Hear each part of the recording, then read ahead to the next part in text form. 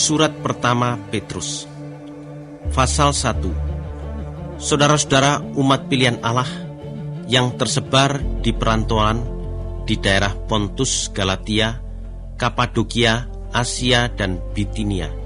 Saya Petrus, Rasul Yesus Kristus, mengharap semoga Allah memberi berkat dan sejahtera kepadamu dengan berlimpah-limpah. Kalian dipilih menjadi umat Allah sesuai dengan rencana Allah Bapa, dan Roh Allah sudah menjadikan kalian umat yang kudus, khusus untuk Allah, supaya kalian taat kepada Yesus Kristus dan disucikan oleh darah-Nya. Marilah kita bersyukur kepada Allah, Bapa Tuhan kita Yesus Kristus. Ia sangat mengasihani kita. Itu sebabnya Ia memberikan kepada kita hidup yang baru, dengan menghidupkan kembali Yesus Kristus dari kematian. Ini memberikan kita harapan yang kokoh. Kita mengharap untuk memiliki berkat-berkat yang disediakan Allah bagi umatnya, yaitu berkat-berkat yang disimpannya di surga, sehingga tidak dapat rusak atau menjadi busuk ataupun luntur.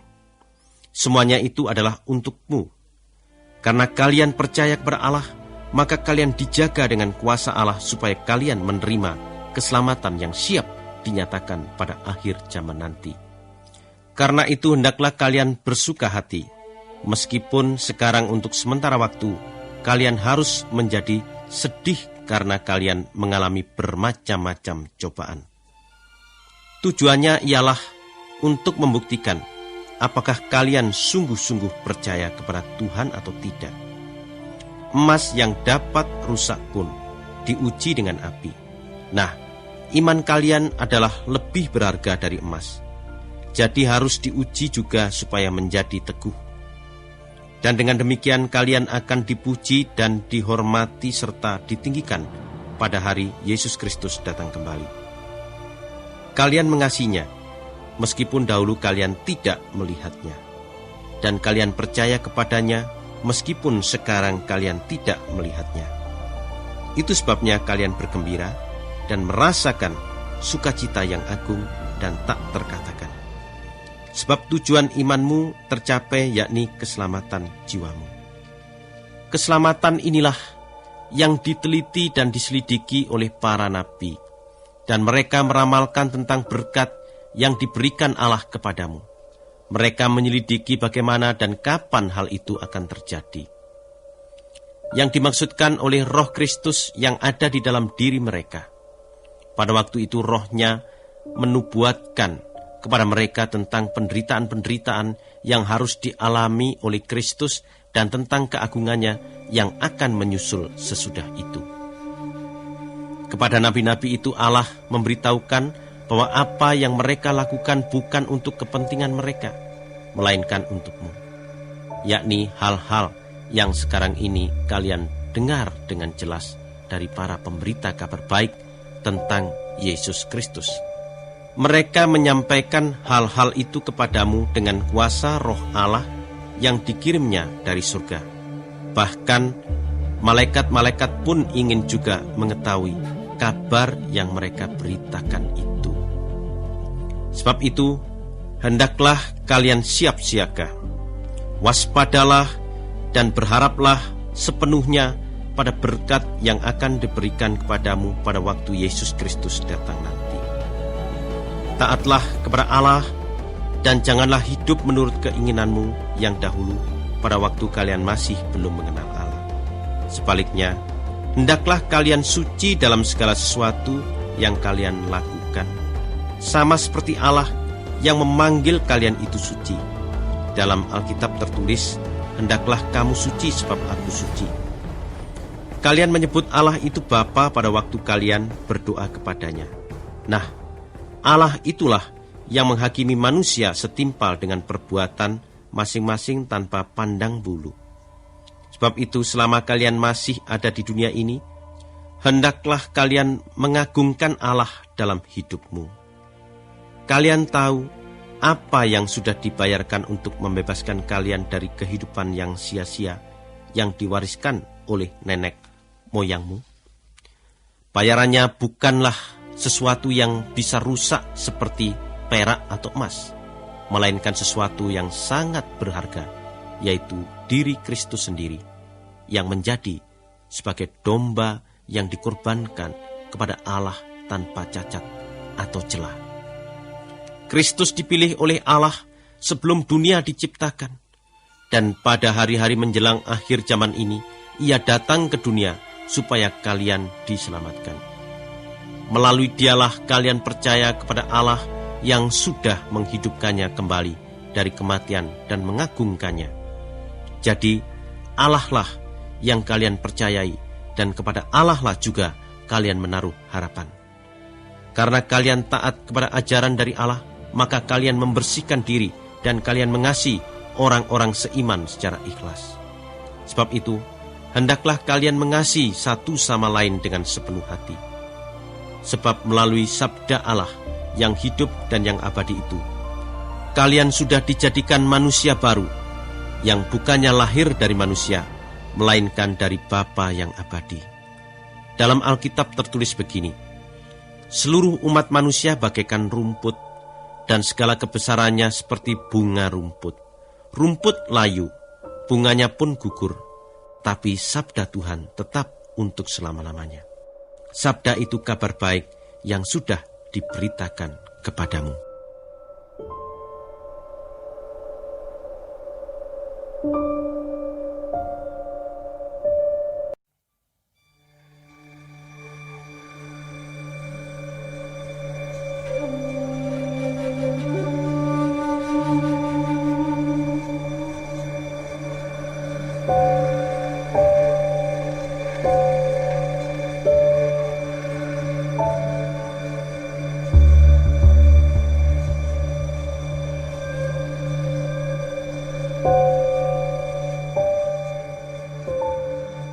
Pasal 2. Sebab itu buanglah dari dirimu segala yang jahat.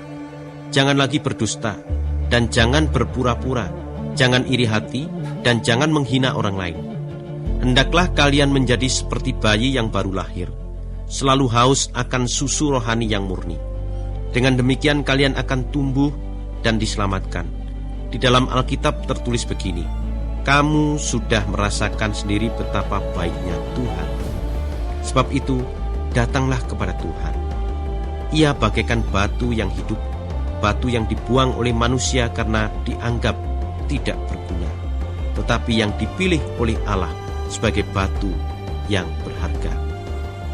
Kalian seperti batu-batu yang hidup, sebab itu hendaklah kalian mau dipakai untuk membangun rumah Allah yang rohani. Dengan demikian kalian menjadi imam-imam yang hidup khusus untuk Allah, dan yang melalui Yesus Kristus mempersembahkan kepada Allah korban rohani yang berkenan di hati Allah. Karena di dalam Alkitab tertulis begini, Aku telah memilih sebuah batu berharga yang kutempatkan di Sion sebagai batu utama, dan orang yang percaya kepadanya tidak akan dikecewakan. Batu itu sangat berharga untuk kalian yang percaya, tetapi bagi orang yang tidak percaya, berlakulah ayat-ayat Alkitab berikut ini.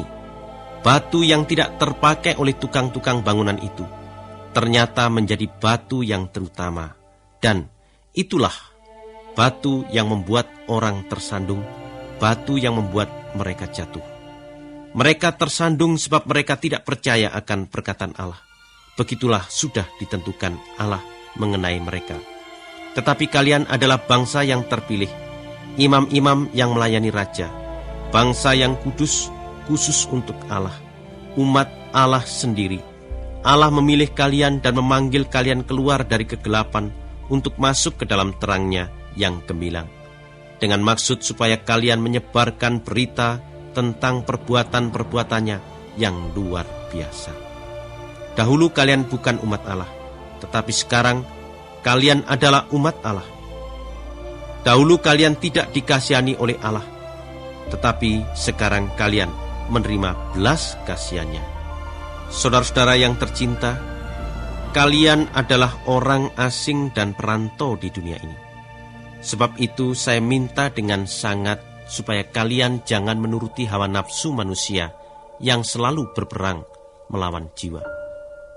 Kelakuanmu di antara orang yang tidak mengenal Tuhan haruslah sangat baik, sehingga apabila mereka memfitnah kalian sebagai orang jahat, mereka toh harus mengakui perbuatanmu yang baik, sehingga mereka akan memuji Allah pada hari kedatangannya. Demi Tuhan, hendaklah kalian tunduk kepada setiap penguasa manusia, baik kepada kaisar yang menjadi penguasa yang terutama, maupun kepada gubernur yang ditunjuk oleh kaisar untuk menghukum orang yang berbuat jahat dan untuk menghormati orang yang berbuat baik. Sebab Allah mau supaya dengan perbuatan-perbuatanmu yang baik kalian menutup mulut orang yang bercakap bodoh. Hendaklah kalian hidup sebagai orang merdeka, tetapi janganlah memakai kemerdekaanmu itu untuk menutupi kejahatan, melainkan hiduplah sebagai hamba Allah. Hargailah semua orang. Kasihilah saudara-saudaramu sesama Kristen. Takutlah kepada Allah dan hormatilah kaisar. Saudara-saudara yang menjadi pelayan, tunduklah kepada majikanmu dengan sehormat-hormatnya. Bukan hanya kepada mereka yang baik hati dan peramah, tetapi juga kepada mereka yang kejam. Allah akan memberkati kalian kalau kalian karena sadar akan kemauan Allah sabar menderita perlakuan yang tidak adil. Sebab apakah istimewanya kalau kalian sabar menderita hukuman yang seharusnya kalian tanggung karena bersalah? Tetapi kalau kalian dengan sabar menanggung penderitaan yang menimpamu karena berbuat yang benar, maka Allah akan memberkatimu. Untuk itulah Allah memanggilmu, sebab Kristus sendiri sudah menderita untukmu, dan dengan itu Ia memberikan kepadamu suatu teladan supaya kalian mengikuti jejaknya. Ia tidak pernah berbuat dosa, dan tidak pernah seorang pun mendengar ia berdusta. Pada waktu ia dicaci maki, ia tidak membalas dengan caci maki. Sewaktu ia menderita, ia tidak mengancam. Ia hanya menyerahkan perkaranya kepada Allah, hakim yang adil itu. Kristus sendiri memikul dosa-dosa kita pada dirinya di atas kayu salib, supaya kita bebas dari kekuasaan dosa dan hidup menurut kemauan Allah. Luka-luka Kristuslah yang menyembuhkan kalian. Dahulu kalian seperti domba yang tersesat, tetapi sekarang kalian sudah dibawa kembali untuk mengikuti gembala dan pemelihara jiwamu.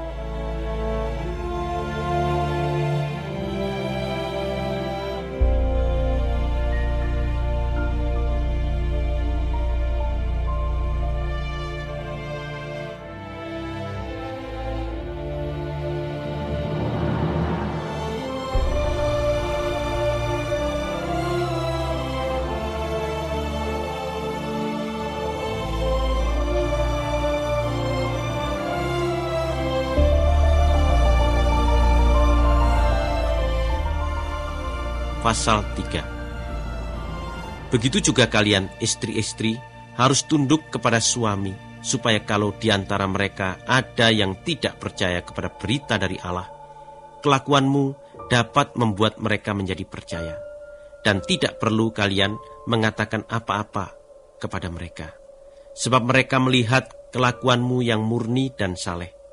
Janganlah kecantikanmu hanya kecantikan luar, seperti misalnya menghias rambut atau memakai perhiasan atau berpakaian yang mahal-mahal. Sebaliknya, hendaklah kecantikanmu timbul dari dalam batin, budi pekerti yang lemah lembut dan tenang. Itulah kecantikan abadi yang sangat berharga menurut pandangan Allah. Dengan cara inilah pada zaman dahulu, wanita-wanita beragama yang berharap kepada Allah mempercantik diri dengan tunduk kepada suami mereka. Sarah pun begitu juga. Ia taat kepada Abraham dan menyebut dia tuannya. Saudara sekarang adalah anak-anak Sarah. Kalau kalian melakukan hal-hal yang baik dan tidak takut kepada apapun. Dan kalian juga suami-suami, hendaklah hidup dengan penuh pengertian terhadap istrimu, dan dengan kesadaran bahwa mereka adalah kaum yang lemah. Perlakukanlah mereka dengan hormat, sebab mereka bersama-sama dengan kalian akan menerima anugerah hidup yang sejati dari Allah. Lakukanlah ini supaya tidak ada yang menghalangi doamu. Kesimpulannya ialah hendaklah saudara-saudara seia, sekata, dan seperasaan. Hendaklah kalian saling sayang menyayangi seperti orang-orang yang bersaudara. Dan hendaklah kalian saling berbelas kasihan dan bersikap rendah hati. Janganlah membalas kejahatan dengan kejahatan, atau caci maki dengan caci maki. Sebaliknya, balaslah dengan memohonkan berkat dari Allah. Sebab Allah memanggil kalian justru supaya kalian menerima berkat daripadanya. Di dalam Alkitab tertulis begini, orang yang mau menikmati hidup dan mau mengalami hari-hari yang baik, harus menjaga mulutnya supaya tidak membicarakan hal-hal yang jahat dan tidak mengucapkan hal-hal yang dusta. Ia harus menjauhi yang jahat dan melakukan yang baik. Hendaklah ia berjuang sungguh-sungguh untuk mendapatkan perdamaian. Sebab Tuhan selalu memperhatikan orang-orang yang menuruti kemauannya, dan Tuhan selalu mendengar doa-doa mereka. Tetapi Tuhan melawan orang-orang yang melakukan kejahatan. Siapakah yang mau berbuat jahat kepadamu kalau kalian senang berbuat baik? Tetapi sekalipun kalian harus menderita karena melakukan hal-hal yang baik, kalian beruntung. Janganlah takut kepada siapapun dan jangan khawatir. Tetapi di dalam hatimu, hendaklah kalian memberikan kepada Kristus penghormatan yang khusus, yang sesuai dengan kedudukannya sebagai Tuhan. Dan hendaklah kalian selalu siap untuk memberi jawaban kepada setiap orang yang bertanya mengenai harapan yang kalian miliki. Tetapi lakukanlah itu dengan lemah lembut dan hormat. Dan hendaklah hati nuranimu murni, supaya kalau kalian difitnah karena kalian hidup dengan baik sebagai pengikut Kristus, maka orang yang memfitnah itu akan menjadi malu sendiri. Lebih baik menderita karena berbuat baik, kalau itu adalah kemauan Allah, daripada menderita karena melakukan yang jahat. Sebab Kristus sendiri mati hanya sekali saja untuk selama-lamanya, karena dosa manusia. Seorang yang tidak bersalah mati untuk orang yang bersalah. Kristus melakukan itu supaya ia dapat membimbing kalian kepada Allah. Ia dibunuh secara jasmani, tetapi dihidupkan kembali secara rohani. Dalam keadaan roh, ia pergi mengabarkan berita dari Allah kepada roh-roh yang dipenjarakan, yaitu roh orang-orang yang tidak taat kepada Allah pada zaman Nuh. Pada waktu itu, Allah menanti dengan sabar selama Nuh membuat kapalnya. Hanya orang-orang yang ada di kapal saja. Semuanya 8 orang yang diselamatkan melalui banjir besar itu. Nah, kejadian itu merupakan kiasan dari baptisan yang sekarang ini menyelamatkan kalian. Baptisan ini bukanlah suatu upacara membersihkan badan dari semua yang kotor-kotor, melainkan merupakan janjimu kepada Allah dari hati nurani yang baik. Baptisan itu menyelamatkan kalian karena Yesus Kristus sudah hidup kembali dari kematian dan sudah naik ke surga. Sekarang ia berkuasa bersama dengan Allah dan memerintah semua malaikat, semua penguasa, serta semua kekuatan.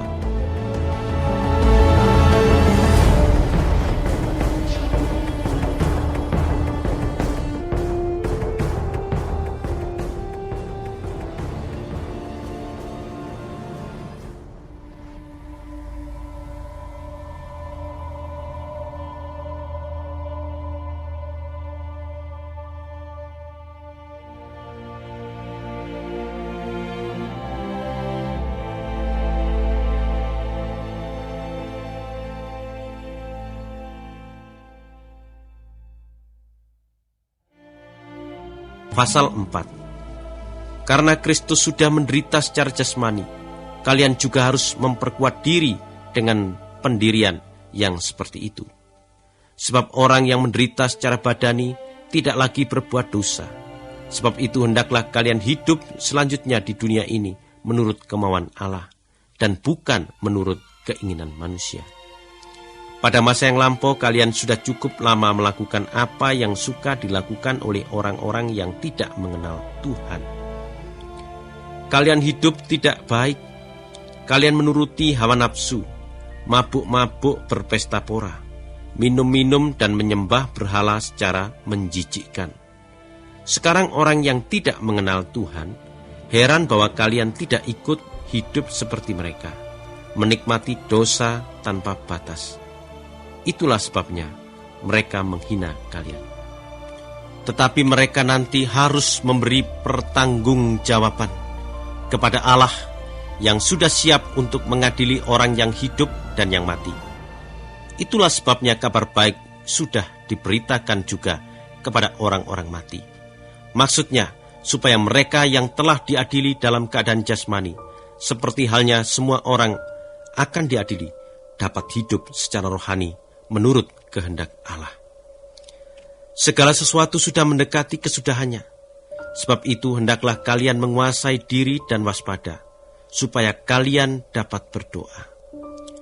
Lebih daripada segala-galanya, hendaklah kalian sungguh-sungguh mengasihi satu sama lain. Sebab dengan saling mengasihi, kalian akan bersedia juga untuk saling mengampuni. Hendaklah kalian menerima satu sama lain di rumah masing-masing, tanpa mengeluh. Kalian masing-masing sudah menerima pemberian-pemberian yang berbeda-beda dari Allah.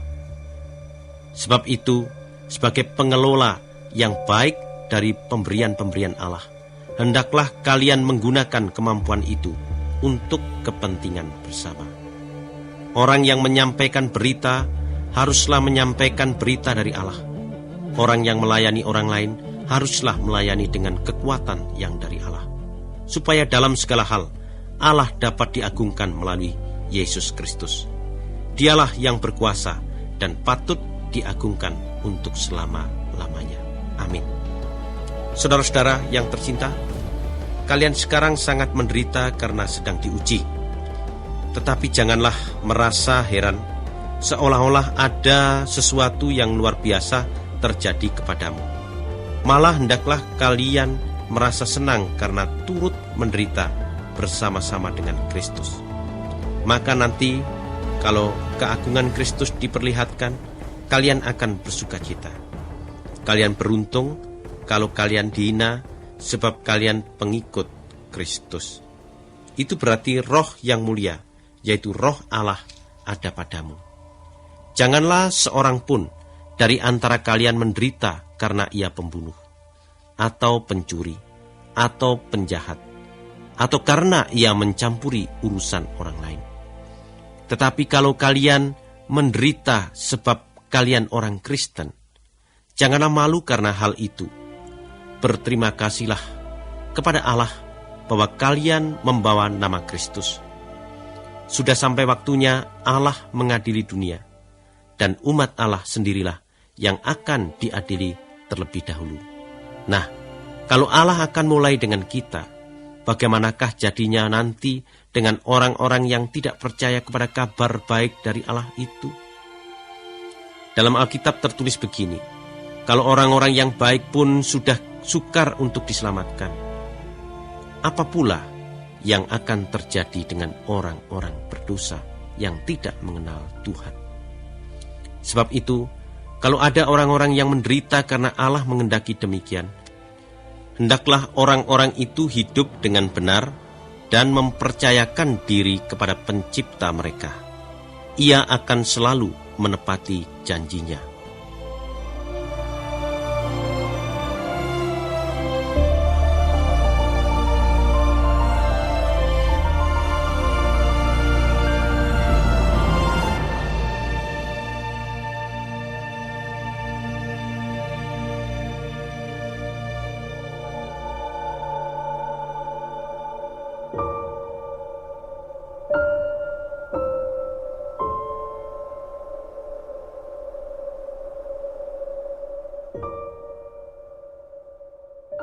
Pasal 5.